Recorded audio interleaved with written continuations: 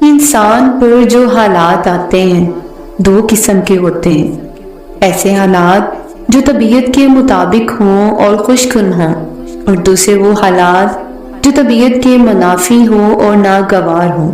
تو ان حالات میں ابدیت یہ ہے کہ یوں سمجھیں کہ حق تعالی مجھے کرب عطا فرمانا چاہتے ہیں۔ خوشگوار حالات پر تو شکر کروں گا اور ناگوار حالات پر صبر کروں گا۔ ہم ہمیشہ نعمتوں کو اپنی نیکیوں کا انعام سمجھتے ہیں اور مصیبتوں کو گناہوں کی سزا۔ اس دنیا میں جزا بہت کم ملتی ہے اور اس میں بھی امتحان ہوتا ہے۔ نعمت شکر کا امتحان ہوتی ہے اور مصیبت صبر کا۔ صبر سیکھ لیں، اللہ سب جانتا ہے، وہ جانتا ہے۔ صبر کا مطلب یہ نہیں کہ انسان کسی تکلیف یا صدمے پر روئے نہیں۔ صدمے کی بات پر رنج کرنا انسان کی فطرت میں داخل ہے، اس لیے شریعت نے اس پر کوئی پابندی نہیں لگائی۔ جو رونا بے اختیار آ جائے وہ بھی بے صبری میں داخل نہیں۔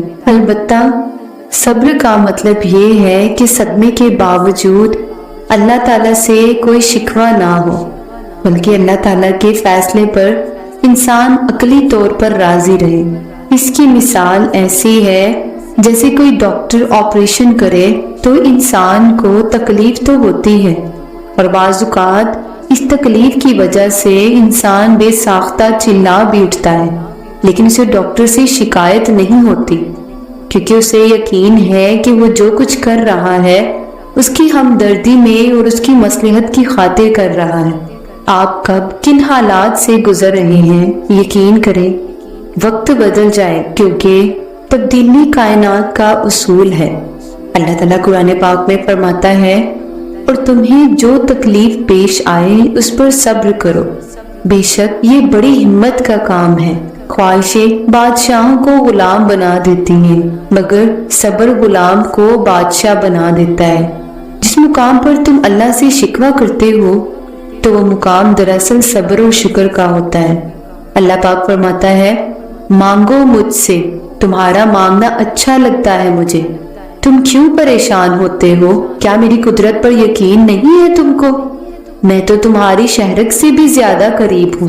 جب تم اپنی ماں کی نیت پر شک نہیں کر سکتے تو اس پر کیسی بے یقین جو تم سے 70 ماؤں سے بڑھ کر بھی پیار کرتا ہے۔ مجھ سے مکمل یقین کے ساتھ مانگ کر تو دیکھو، عرش پر کن کہہ کر پوری دنیا کو تمہارا وسیلہ بنا کر تمہیں نہ نوازا تو کہنا۔ صبر اور نماز سے مدد لیا کرو، بے شک اللہ صبر والوں کے ساتھ ہے۔ اور صبر کی یہ حد ہونی چاہیے کہ تقدیر پر کوئی اعتراض نہ ہو۔ اسی طرح سے زندگی کی کتاب کے سب اوراق ہمارے مطابق نہیں ہوتے۔ اگر کوئی ایسا ورک سامنے آ جائے جس میں راحتیں نہ ہو تو صبر کر لینا چاہیے اور ہمت سے کام لینا چاہیے، اور ہمیشہ صبر سے رحمت کا انتظار کریں۔ جو چیز تمہارے لیے ہے نا وہ تمہارے لیے ہی ہے، اور دیری صرف حکمت پر مبنی ہوتی ہے۔ صبر ایک ایسی سواری ہے جو اپنے سوار کو گرنے نہیں دیتی، نہ کسی کے قدموں میں اور نہ کسی کی نظروں میں۔